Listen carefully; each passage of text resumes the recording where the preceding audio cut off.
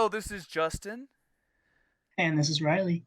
and welcome to the channel. We're going to be talking about Stanley Kubrick, if you couldn't tell from the title.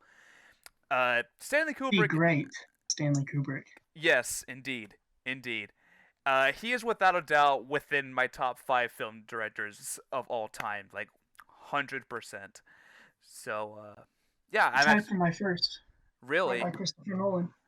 yeah. Yes. I mean, that's awesome. Yeah, he's really great, and we were just gonna talk about movies from him that we like, movies that maybe we haven't seen yet, that maybe that he's seen that I haven't seen, or that I've seen that he hasn't. Well, let's talk about the channel first. Yeah, yeah.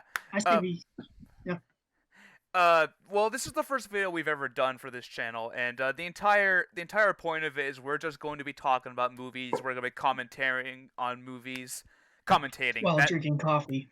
I'm drinking coffee if you hear me drinking anything. well, I'm boring and I drink water, but but yeah, and we're gonna be like we can like review movies if that's what you guys are interested in. We can just Basically, everything with movies and directors we'll try to talk about.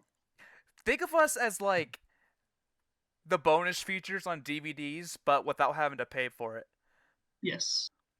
And today we're basically going to be talking about Stanley Kubrick, and we're going to be revolving around all of his films, but mainly just A Clockwork Orange in my perspective, not Justin's, but in mine. And then next week we'll find a new movie. I think we're doing another Kubrick movie.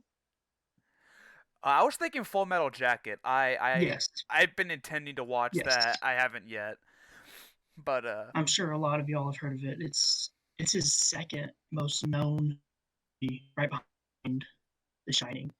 oh yeah, and 2001. 2001 is definitely up there as far as like well known. Yes. Mm-hmm. Yeah. Um, Um, Okay. Well, I just noticed something on the side note. Um, Looks like in 2 weeks and 3 days is actually Stanley Kubrick's birthday. interesting, interesting. Yeah, looks like his 89th or something. Dang. Yeah, he's actually not alive anymore. I don't remember when he died, but I do know that Steven Spielberg was actually a close friend with Stanley Kubrick, and Yeah. the last movie that had his touch in it was actually directed by Steven Spielberg. Crap, I keep stuttering. Sorry, guys. But anyway, and it was called oh, hold on. I have to remember what it was called for a second.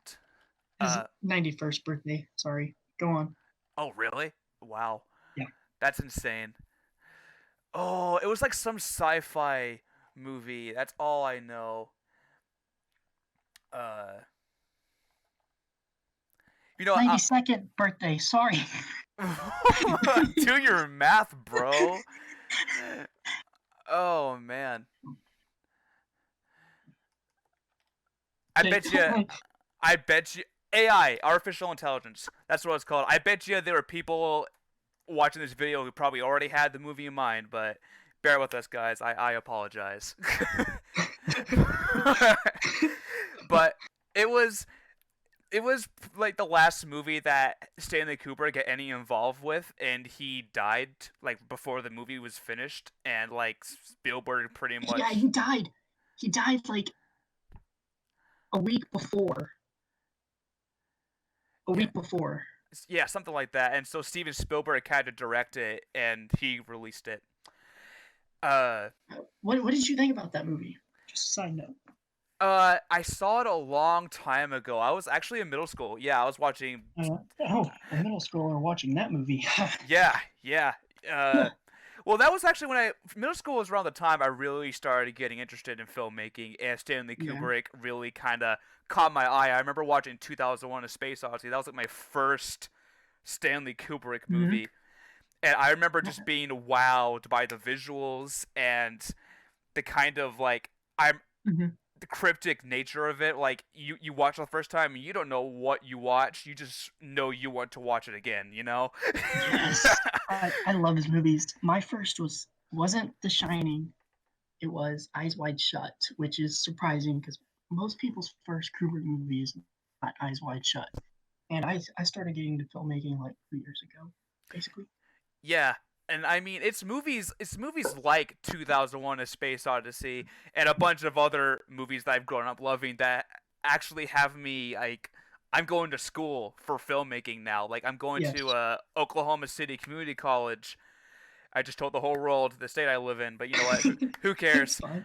But and that's where I'm about to start studying at, and I couldn't be more excited. And Stanley Kubrick is probably one of the directors I'm definitely going to be studying whenever I am learning about movies and how to make movies and stuff like that. Yes, and 2001: Space Odyssey, as you mentioned, I mean that is a great movie to just if you watch it and if you watch the whole thing without wanting to die, then I mean I think that's a test of you actually like the movie for what it is. Because a lot of people get bored in that movie, but Um, I believe that people who actually are movie fanatics will actually watch that movie for the beauty that it is. yeah, yeah. So a little bit of like a backstory about this wonderful, wonderful man named Stanley Kubrick is he actually started off in photography. That's what he was doing at first. Yes, And he eventually started making documentaries, and then from there he was able to launch into the film industry. And the I don't think this was his first movie, but his first like big movie was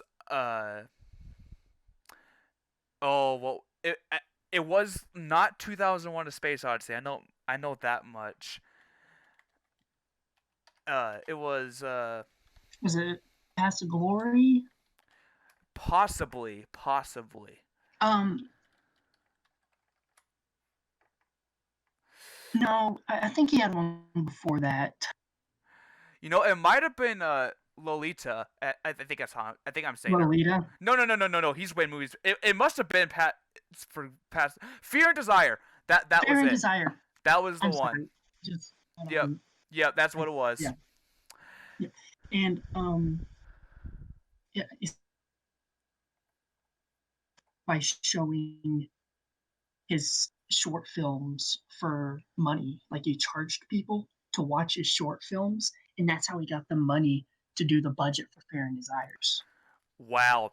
So he That's was originally doing short films actually before that movie also that same year. I I do want to correct. Fear and Desire actually was his first movie, from what I can tell. Actually, when just look at his filmography right Yeah, here. yeah, it was. Actually, uh, hold on just a sec. I had to get a drink of water. My mouth was feeling dry. I finished my whole cup of coffee. Holy cow, man! Did you like start drinking that when the video started, or were you already like sipping on it before? Yeah, I barely drank any before it. I drank it fast. Wow, wow. All But I have to right. watch some movies tonight. Um, I think I'm watching Alien tonight. Ooh, you'll love And Alien. Alien's a classic. I absolutely adore that yeah, movie. I'm super excited. Uh, so Looks like, let's. What's up? sorry, I was just going to say that it looks like his second movie was Killer's Kiss, which does not have that good of ratings. It was actually rated one of his worst movies. But by the time his fourth movie hit, he started doing great movies, like Yeah, highly rated. which I Are you believe on? I believe the first actually like really successful movie he ever worked on was Spartacus, because that came out in 1960, and I know that Nope, movie. no, no, no. Sorry, it was The Killing, 1956.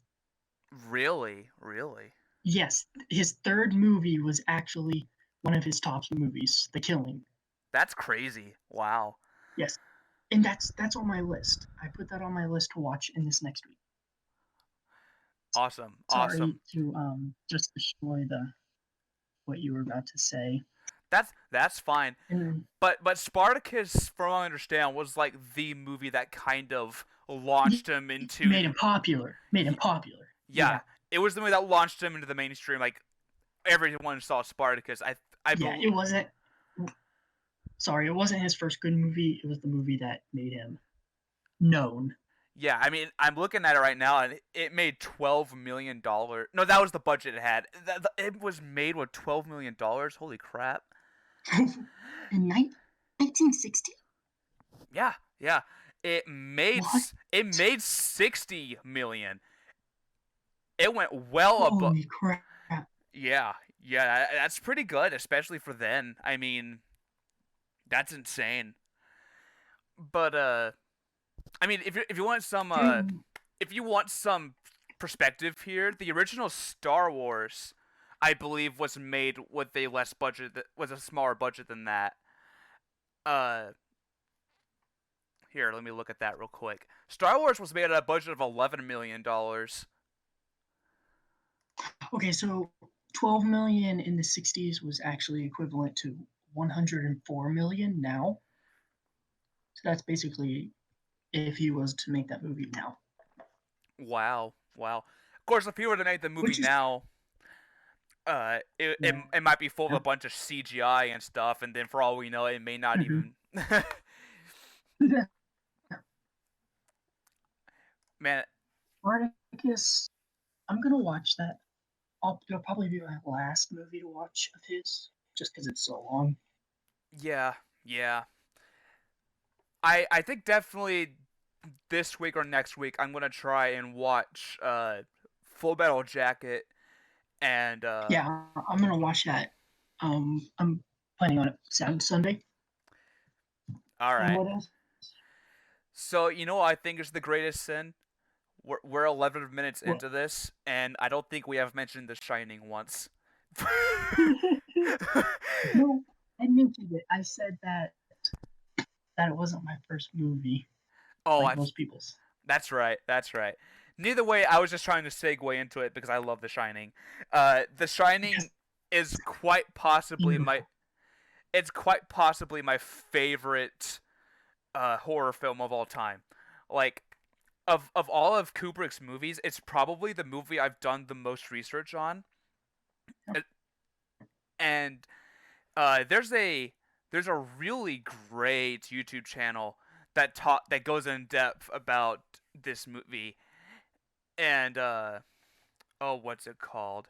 I keep having to look things up. I'm sorry, guys, but uh, he does a bunch of analysis and stuff like that, and he brings up a lot of interesting stuff about how like Rob Agger, that's his name, Rob Agger.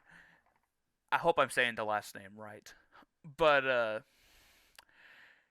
he made a whole video about how like the layout of the Overlook Hotel is purposefully not it purposefully doesn't make sense, and it's made that way to disorientate the audience.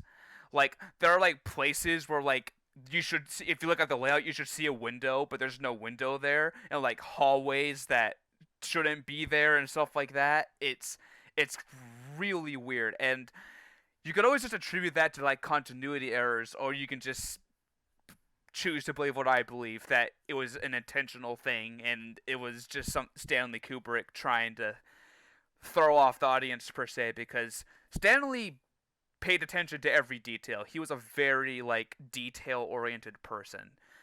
Uh he was infamously known as the great perfectionist in the film industry. Mm-hmm. So like he would have people like redo takes for an abnormally number of times, like upwards to like maybe the hundreds. I might be exaggerating that a little bit, but crazy, crazy. And Gotta love Kubrick. mhm, mhm. I think one of the coolest stories about The Shining is I remember hearing that popular scene where he's breaking the axe through the door. Uh, Shelley Shelley Duvall, I think that's how you say her name. The actress that played in that movie, she didn't know that he was about to Yeah. break the door with an axe. And so when you see her screaming like that, it was real, like genuine fear. So I sorry, go on. I was like, you just don't get things like that anymore in movies, or maybe you do, and it just doesn't get as much attention anymore. But it's crazy, man. What were you gonna say? And if you have the chance, go check out actually that scene behind the scenes. It's really cool how Jack, Jack this Nick copy's getting to me. Jack Oh Jack my Nichols goodness. Jack Nicholson. Yes, yes, how he gets in character for that scene. It's spectacular. Just go watch behind the scenes on that whenever you can. Is he like a method actor? Does he just like kind of stay in character even when he's off camera? I'm kind of curious. Yes, yes. He was behind the scenes and off camera. He was making himself into a psychopath right before that scene, so that he'd actually believe that that's happening. It is insane. You'll love it if you go watch it. Yeah, for understand, Heath Ledger was very much like that when he was playing as the Joker in The Dark Knight. He did not break. Joker. That's a whole nother conversation. Whew. Yeah, for understand, he never broke Uh, character. He never broke character on set. But yeah. uh, Did you know? Sorry.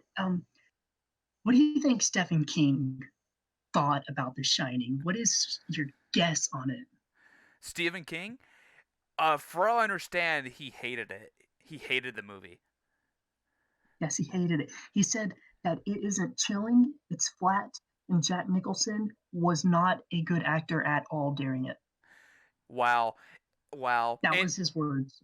which I mean, if you actually like look into things, The Shining actually got mixed reviews when it initially came out. It wasn't until later Yeah. that it became a classic Hmm. amongst film fans or cinephiles, I guess as we're called. But yeah, Yeah. And I I mean, I don't I like seeing the movie in a psychological horror mode. I can't talk about the movie without calling it like a psychological movie because I mean, I want it to be a psychological movie instead of a full horror movie. And um if it's not chilling enough and if it's kind of flat, it's because it has to do with psychologicalness and not the paranormal like most horror movies. yeah, yeah. And I think Hmm. they had just different perspectives on things. Stanley Yeah. Kubrick just had a different view of the story, and when he gave his interpretation of it, Stephen Yeah. King just didn't like it. And uh, actually, I remember a quote that Stephen King said, or I don't know if I can quote it exactly, but he was talking about the difference between the two stories, and he was saying about how his story ended with the hotel catching on fire, and his, and Stanley Kubrick's The Shining ended with the cold, of the ice, Yeah. the Mhm. the the ice storm or whatever. Yeah. So he was like, I remember he was making a point that that was like the perfect analogy. Like Stephen King's movie was cold and his was a bit more warm, I guess. I Mm. I hope I'm making sense with that. Yeah, you are. It's the exact opposite. Yeah, yeah, um, I really loved Kubrick's um take on the movie, and I like how he initiated it and how he got it done. He got it done in a Kubrick way. He got it done in a good way, and I yeah, loved it. That's why I love the movie. I don't care what Stephen King has to say. yeah, yeah. And Jack Nicholson was a great actor for it. Okay, Yeah, he was. I wouldn't want any other actor to play his part. I wouldn't either. And what's He can shut interesting, his mouth. there's actually a TV adaptation of The Shining that's more close to Stephen King's novel, but apparently it was Yeah. terrible. Nostalgia Critic tore it apart. It was hilarious. Uh, Yeah. but and I want to be clear to everybody, we're not, and I don't hate Stephen King. I think he's a great writer. Right now, I'm actually listening to the audiobook for it, so I Yeah. do like his stories. I just disagree with his opinion on the Shining movie. So, Yeah, I agree. I agree. His books are spectacular. oh, oh, Stephen King's books are insane. They're amazing. oh yeah. I mean, Pet Cemetery, Uh, Mhm. he wrote The Shining. You know, I believe he wrote Shawshank Redemption. I believe that was a Stephen King book at one point. Really? I believe so. Carrie. That's another classic movie that's based off a Stephen King novel. Hold on, let me I didn't know verify it. Shawshank Redemption was. Let me Oh yeah. verify. Yeah, yeah, it's based off a Stephen King novel. Yup. I can't believe I was able to buy Shawshank Redemption yesterday for $2. That was amazing. That's That's the great. greatest deal I've ever had in a movie. Yeah. I bought Super Mario Bros. 3 on the eShop for $2 for a Nintendo eShop. Yeah. That was because I already had some funds in my account though, and Yeah. I'm a Nintendo fan. I love Nintendo. We're 20 minutes in, and I remember you were saying we were going to talk about Clockwork Orange, and I don't think we've talked about it yet. So that's interesting. I know. It's pretty great though. It took 5 years to make The Shining. Really, I didn't know about that. 5 freaking years. It's because they used so many different locations for each scene. It's pretty cool how they make it. I would like to. I would like for them to have a documentary. Your audio was cutting out a little bit. Oh, okay. Can you hear me? Yes, yes. I said I would like to watch like a biography about how they made The Shining or something. Yeah, that would be spectacular. I've Yeah. been meaning to get the 4K Blu-ray set so I could just seep into the Oh, bonus features. I need to get it. oh, Yeah, I mean, I have a 4K TV and my Xbox One can play 4K movies, so I mean, I feel like it's a must-have if you're a home media yeah. connoisseur I need for a 4K TV. yeah, yeah.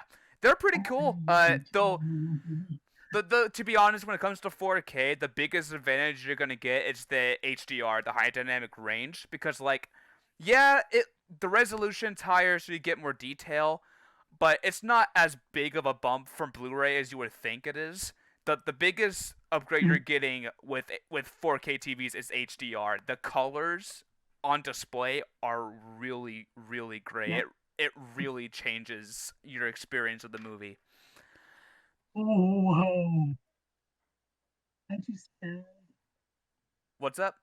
on a DVD every Stanley Kubrick movie on a DVD set for $115. Oh, and it comes with a book for each movie of how they made it. You could get every Kubrick movie for 150 bucks. 50. Huh. That's interesting. Is that on Amazon? On some weird movie website. It's yeah, it comes with a book of how they made every movie. Huh. Apparently too. Like each movie gets their own book. Hmm. Sorry, that was so random. Your audio's messing up again. Okay. If it happens again, tell me okay. And I'll swap to using different format. Oh, he sent me a thing. Let me look.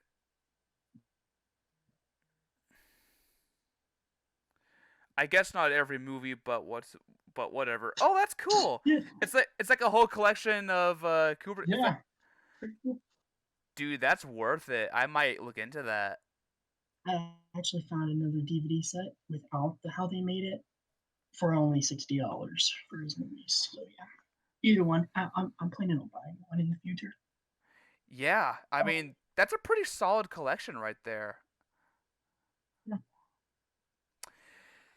All right, let's go ahead and Doctor Strangelove. okay, I'm okay. sorry, Doctor Strangelove. Towards the end of the making of the movie, Stanley Kubrick was given a book. This book Kubrick hated. He absolutely hated this book, and he didn't want anything to do with it. He even said that there was too much Russian words in it, so he just gave up on it. And he decided to read it again when someone convinced him to. This book And Kubrick's life caused the movie A Clockwork Orange, which was Re- given to him with the co-screenwriter of Doctor Strangelove on the set. And that's how Kubrick decided to make the movie. really? Yeah. So Kubrick absolutely hated it at first. Yeah. Yeah. Pretty That cool. that's crazy. Wow. Gotta be thankful for Doctor Strangelove now. Dude, A Clockwork Orange was such a fantastic movie. It I was beautiful. Oh man. I when the movie ended, I had such a big grin on my face. I I would know. Go on. and I think my favorite scene in that movie actually is whenever he has the thing on his head and he's being subjected to the images on screen. Like he's going through Yes. the treatment. Oh my gosh. And his reaction when they played the Ninth Symphony.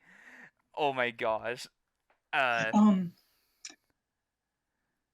in that scene where he's going through the treatment, there actually had to be a real doctor on the set so that no damage or anything happens to his eyes.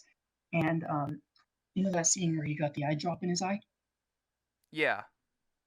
Yeah, it was actually the doctor going up to him to give him the eye drop, which that was not supposed to be in the movie. They decided to put it in anyways. That was a real doctor. Wow. That's crazy. Yeah, pretty funny. That doctor got a cameo in the movie. Huh. Yeah. I feel like I've been saying "wow, that's crazy" a lot. Take a drink every time you hear me say "wow, that's crazy."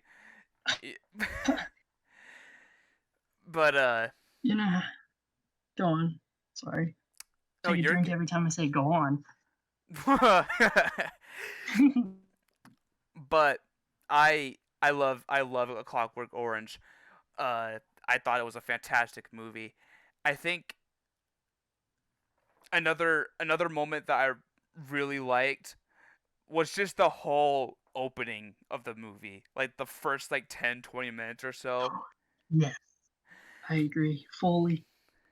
I wanted to put it on this video, but you know, What? I wanted to put the intro on the video. Are you Oh, talking about the intro or the beginning scene of where he's drinking the hallucination milk? oh yeah, I remember that. Yeah.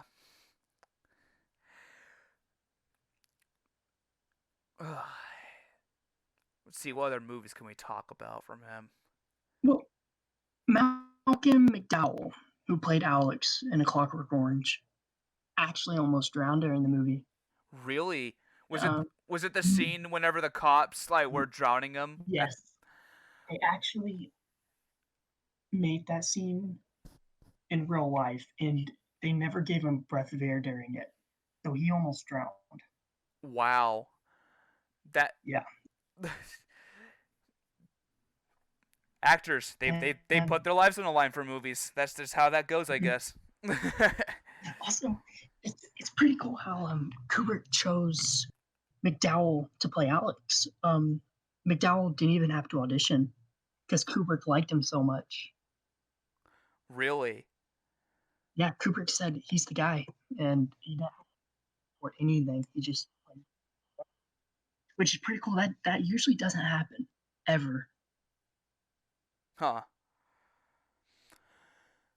Um, S- Singing s- in the Rain, the songs in the movie, oh yeah. and obviously that wasn't legal because Singing in the Rain is part of another movie. Kubrick paid $10,000 to have Singing in the Rain in the movie. Wow. Yes, he bought the song. He bought rights to it. That's a All for the movie.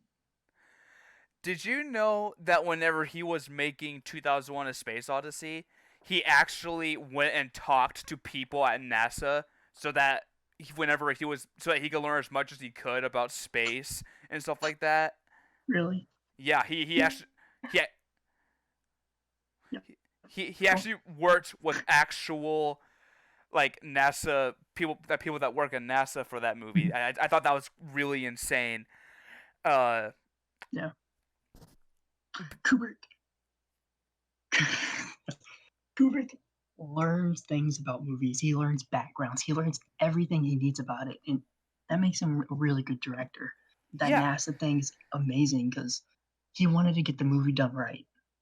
yeah, and he does his research, man. He really does. Mm-hmm.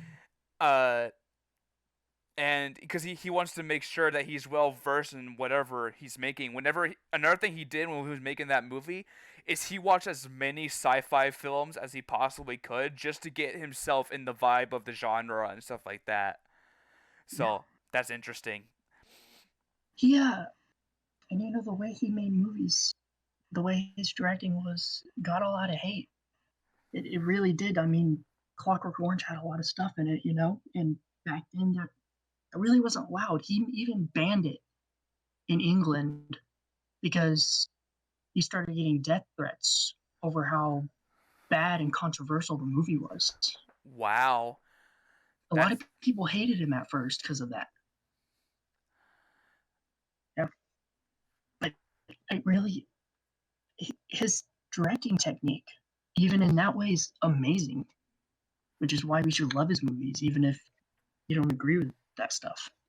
yeah. I agree. I agree. And more to think about it. Maybe I'll watch Doctor Strangelove next.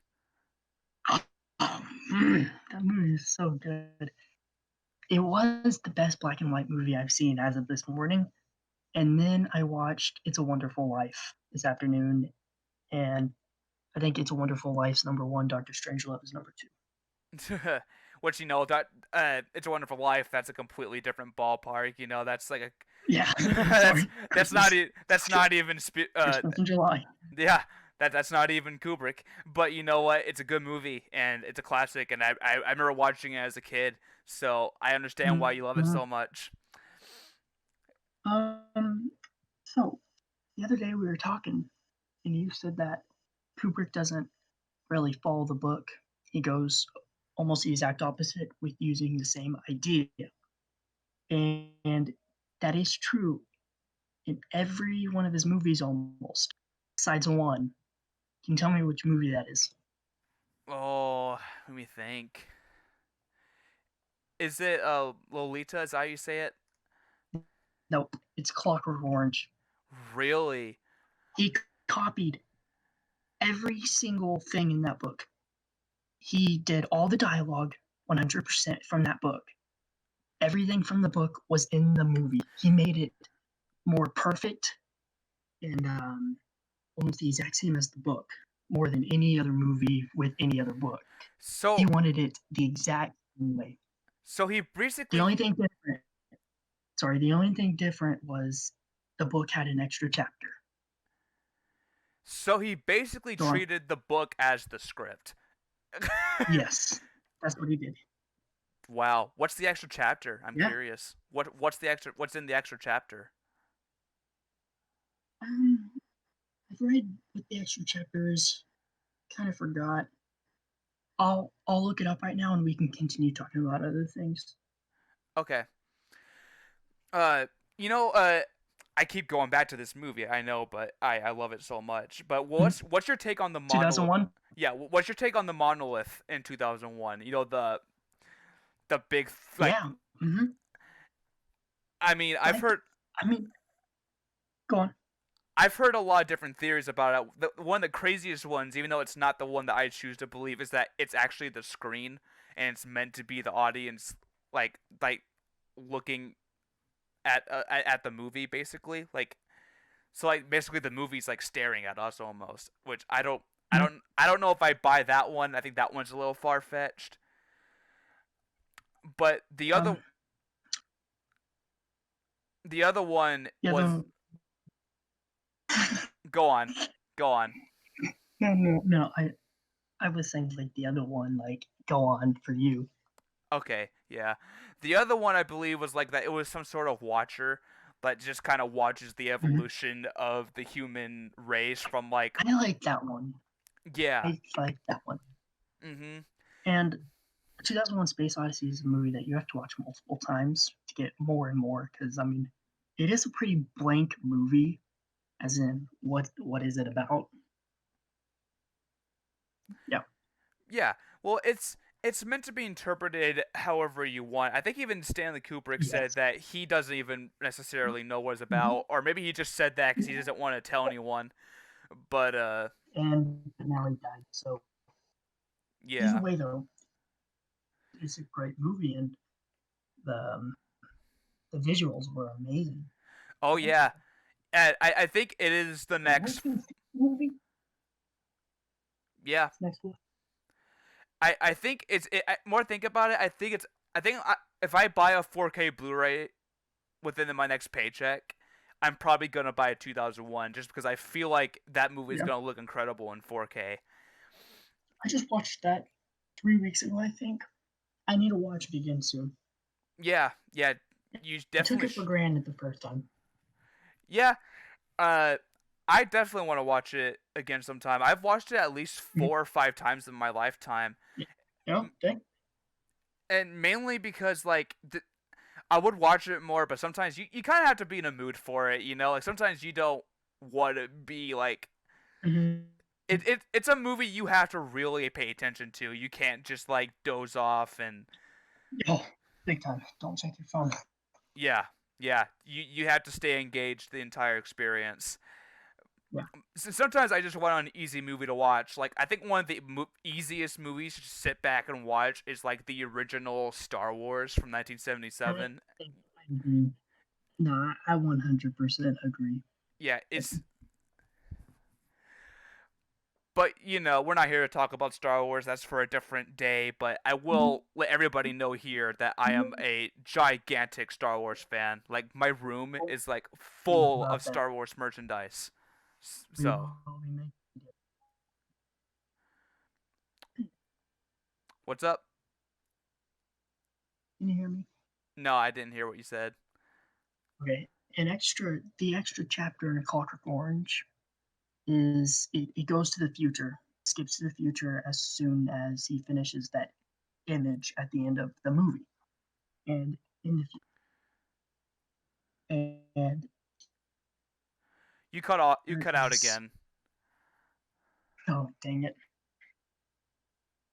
Here, Okay, can you just hear try me? to. Yeah, I can hear you. Okay. Um the last chapter skips to the future and it's him with the wife and his son and he basically is describing how he doesn't want his son to turn out like himself. Interesting. I Which want. I mean, I can see why they didn't put that in the movie. Like where they ended the movie was the chapter before that in the book, and that's a good spot to end it. Yeah, I do kind of. You know, actually, I kind of wonder why he didn't include that chapter. I think that's kind of interesting. Maybe he just didn't really. Maybe he didn't think that it was relevant to the rest of the story or something like Yeah, that. I like where he ended it and Yeah, the way he made it. yeah, I do too. I think the ending is perfect, but Yes. you know, I wonder if he even filmed it. I want to know if it's like in the deleted scenes somewhere or something like that. Yeah.